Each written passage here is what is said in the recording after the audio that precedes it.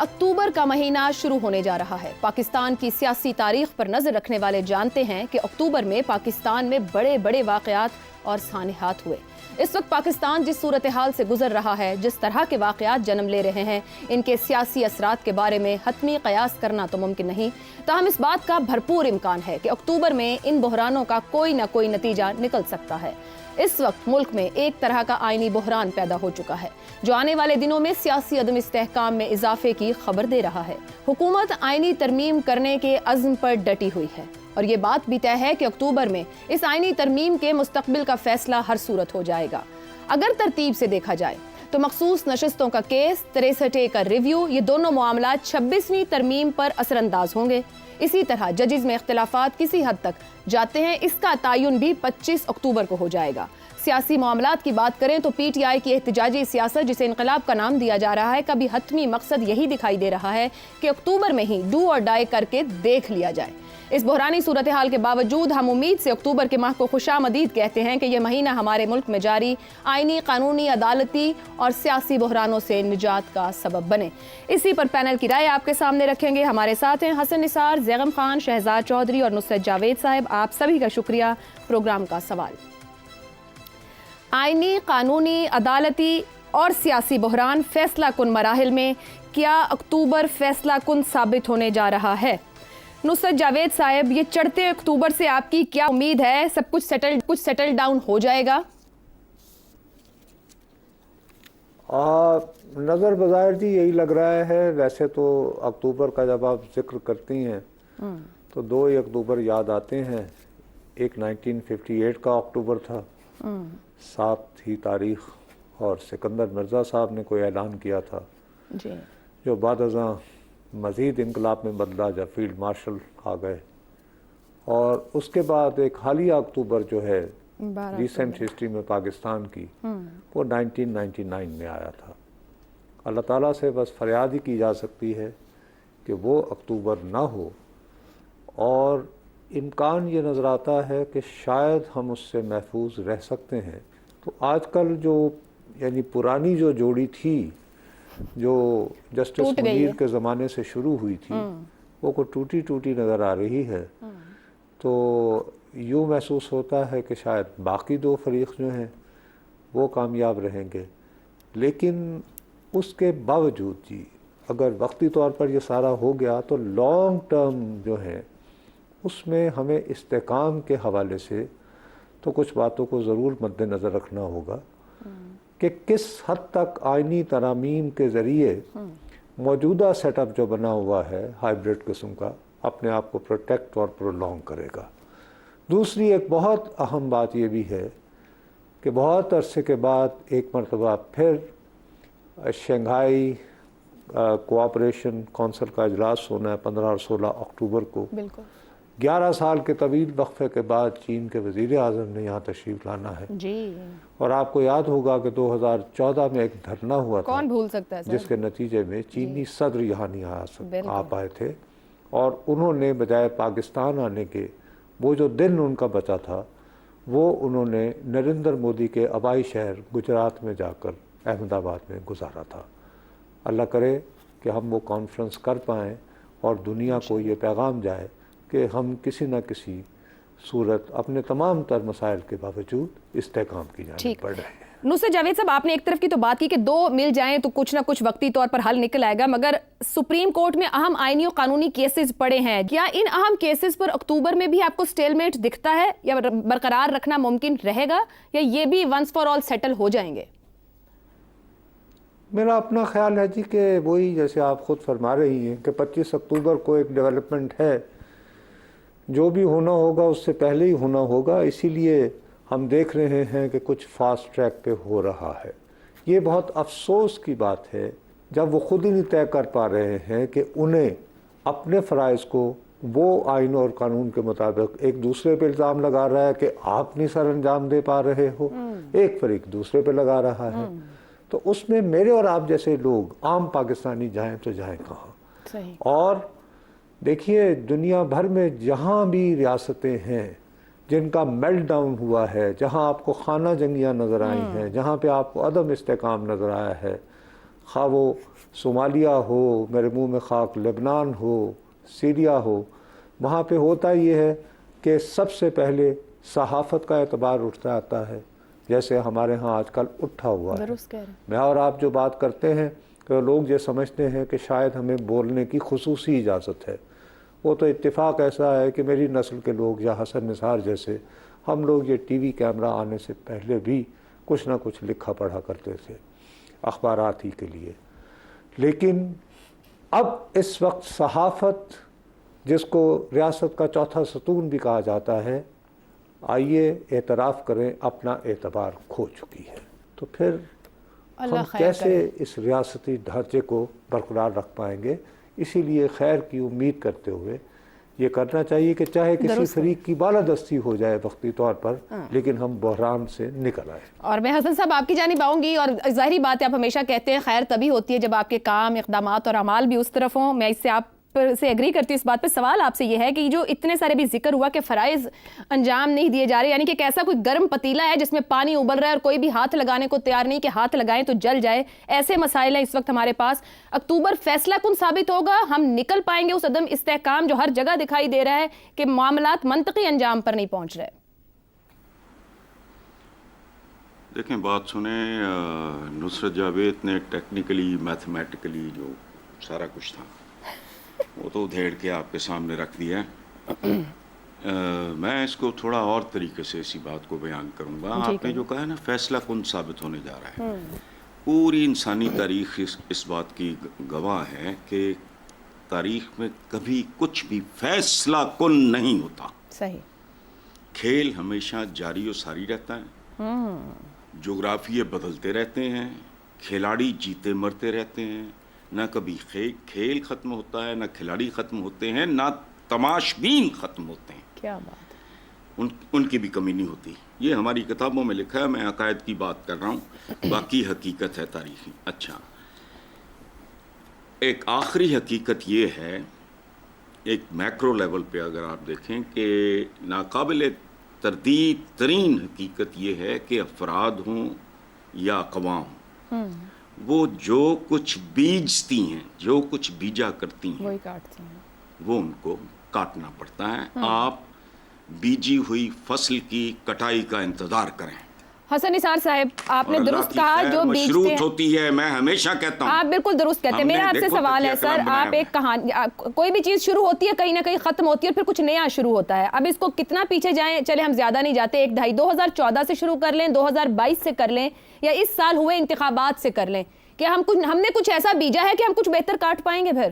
میں اسی لیے پوچھ رہی ہوں کہ جو کچھ چل رہا ہے آئینی، سیاسی، قانونی، جی I don't think so۔ میں ہمیشہ ایک بات کرتا ہوں، پہلی بار نہیں کر رہا، کئی سال سے کر رہا ہوں، کہ اس ملک میں جب تک بنیادی جوہری تبدیلیاں نہیں آتی، اس کی بدنصیبی کا کھیل ختم نہیں ہوگا۔ سر یہ کہاں سے آنی ہے، کس نے لانی ہے؟ تبدیل کیے بغیر کہیں سے یہ نہیں، یہ سوال میں اس آپ بھی یہ کہہ دیتے ہیں نا، یہ ایک جملہ دے دیتے ہیں، اس کے اوپر بھی تو کوئی بات ہو نا کہ یہ کہاں سے آنی، ہمیں کہیں سے لانی ہے، اپنے اندر لانی، کوئی ایسا ہے ہمیں راستہ دکھانے والا ہوگا۔ کالوں نے پھر خود کو منوا لیا، ریڈ انڈینز نہیں منوا سکے۔ وہ سپورٹس میں، میوزک میں، وہ پرفارمنگ آرٹس میں، رائٹنگ میں کالے نے منوا لیا۔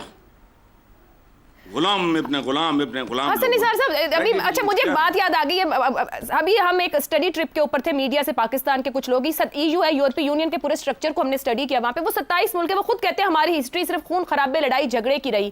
وہ 27 ملک مل کے دنیا کے معاملات پر ایک رائے دیتے ہیں، وہ ایک منڈی کے طور پر ٹریٹ کر رہے ہیں، تو وہ بھی تو ماضی میں بہت کچھ کرتے رہے۔ یہاں کے ایک ملک کے اندر ایک رائے نہیں بن سکتی، وہ بھی نیشنل انٹرسٹ کے ایشوز پر۔ اور بات سنو، انہوں نے ایک ایسا کام کیا، یہ بریک میں نصرت جاوید آپ کو سمجھا دیں گے، جو آپ کے فرشتے بھی نہیں کر سکتے۔ افریت ہے ہمارے اندر، ہماری اپنی ایک افریت ہے ہمارے اندر، ٹھیک ہے، جس کی طرف آنکھ اٹھا کے بھی نہیں آپ دیکھ سکتے۔ اس ملک میں فساد کی جڑ ڈے 1 سے ہے، نہیں ختم ہو سکتا۔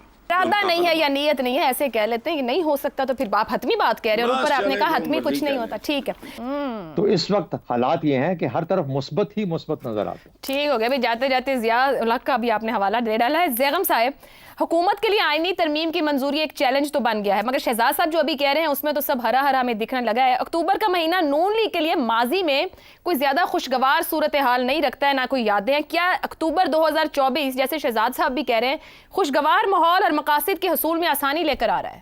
دیکھیے, نون لیگ کے لیے یا نون لیگ کے لیڈروں کے لیے یا دوسرے لیڈروں کے لیے یا اشرافیہ کے لیے تو پاکستان ہمیشہ ہرا ہی ہرا رہا ہے. مسئلہ ہے عوام کا, مسئلہ ہے ہمارا کہ یہ بحران ہمیں کدھر لے کر جائیں گے. آپ دیکھیے کیا ہمیں پتہ چلا کہ کس طرح ہم چلتے چلتے ایک ایسی معاشی بربادی میں آپ پہنچے ہیں جہاں پہ بنگلہ دیش بھی ہمارا رول ماڈل ہے, جس کو ہم کہتے رہے کہ اتنا بڑا بوجھ ہے کہ اس سے جان چھڑاؤ, آج وہ ہمارا ترقی کا رول ماڈل ہے. ہم یہاں پر آ گئے, دنیا کے پسماندہ ترین علاقے کے پسماندہ ترین ملک ہم بن کر رہ گئے. تو آپ مجھے یہ بتائیے کہ سیاسی معاملات چلانے والے کوئی اور سائنسدان ہیں؟ یہ وہی سائنسدان نہیں جو پاکستان کی معیشت کو چلا رہے ہیں. کیا معاشرتی معاملات کو چلانے والے کوئی اور سائنسدان ہیں؟ یہ وہی سائنسدان ہیں.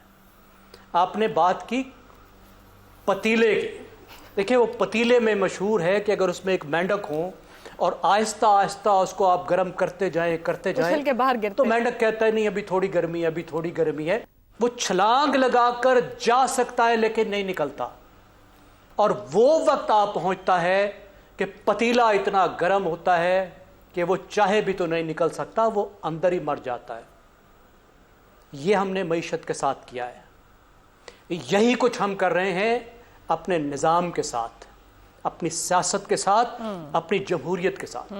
دیکھیے, چند سال پہلے ایک بہت ہی مشہور کتاب آئی, جس وقت تک بہت ایک انفلوئنشل کتاب ہے, ہاؤ ڈیموکریسیز ڈائی, جمہوریتیں کیسے مرتی ہیں, اسٹیون لیوٹسکی کی.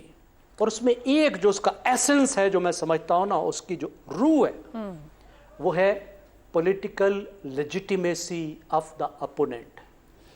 یہ سب سے بڑا رول آف دا گیم وہ کتاب بتاتی ہے. کیا؟ Political legitimacy of the opponent, کہ مخالف کو آپ سیاسی طور پر ایک جائز مخالف سمجھیں, آپ سمجھیں کہ مخالفت اس کا حق ہے. اپوزیشن کو آپ جائز اپوزیشن سمجھیں, مخالف کو برداشت کرنا سیکھیں, تب تو کھیل چل سکتا ہے.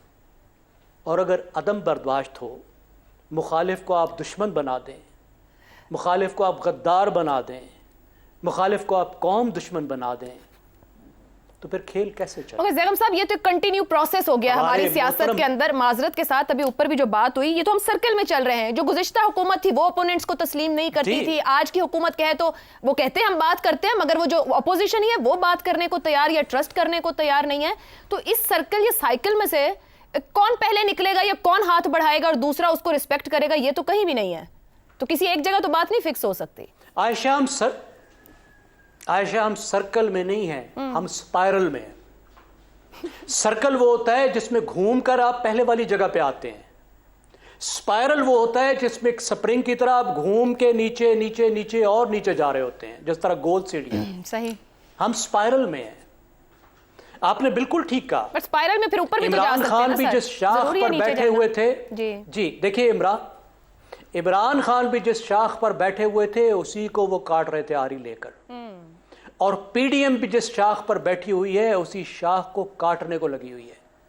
پر پی ڈی ایم کے سربراہ اس وقت پی ٹی آئی کے ساتھ ایک دوسرے. اب آپ مجھے بتائیے, جی اب آپ مجھے یہ بتائیے کہ آئینی ترامیم جو لے کر آئے ہیں, اس سے کیا ہو جائے گا؟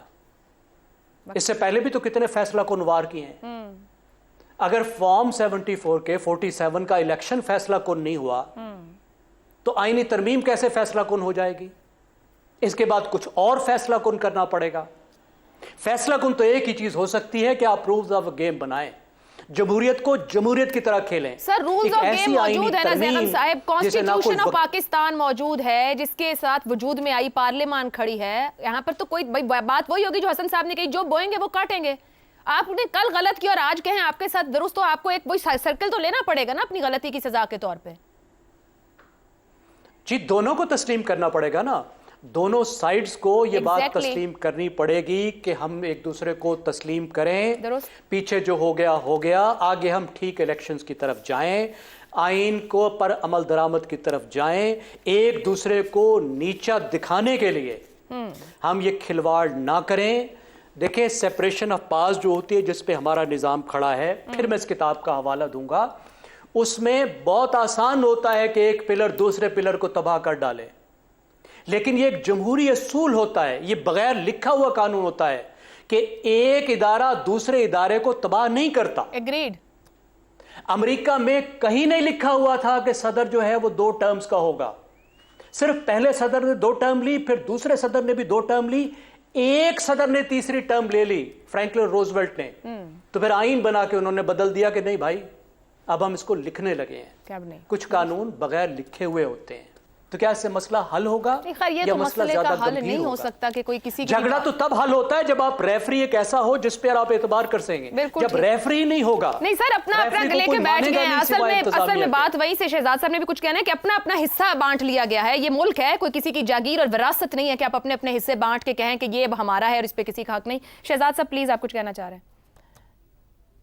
میں یہ کہہ رہا ہوں دیکھیے ہم بار بار جب حل ڈھونڈتے ہیں کسی چیز کا، بیگم صاحب نے بالکل ٹھیک ان کو فریم کیا مسائل کو، تو جب ہم حل ڈھونڈتے ہیں تو حل ڈھونڈتے ہیں اسی اشرافیہ کے گروپوں کے اندر سے کہ ان کو چاہیے کہ وہ اس طرح کریں. جب کھیل کھیلنے والے اور امپائر اور ریفری اور میدان سب کا سب ہی اس طریقے سے بنا دیا گیا ہے کہ وہ سب ایک دوسرے سے کمفرٹ کے اندر ہیں یا کسی کو بند کیا ہے، کسی کو نہیں کھیلنے دیتے سب. تو اس لیے اور جب ہم بات کرتے ہیں کہ ان کو بدلے گا کون اس چیز کو، اس کھیل کو بدلے گا کون اس چیز کو، تو پھر ہم عوام کی طرف کہتے تو ہیں لیکن عوام میں یہ نہیں ہم ڈٹرمن کر پاتے کہ اس عوام کو جو کہ جلسہ کے لیے اکٹھے ہونے کے لیے مشکل ہوئی ہے وہ کس طریقے سے وہ انقلاب یا وہ تبدیلی لا سکتی ہے جو کہ ان معروضی حالات کو بدلے گی. لیکن اس کے لیے سب سے بڑا ڈسکنیکٹ مجھے نظر آتا ہے عوام کے ساتھ. جی ہم بات ایک چیز کی کرتے ہیں لیکن اور حل بھی وہیں ڈھونڈتے ہیں، دوسرے کی معروضات پیش کرتے ہیں لیکن اس کو حل کا حصہ نہیں بناتے.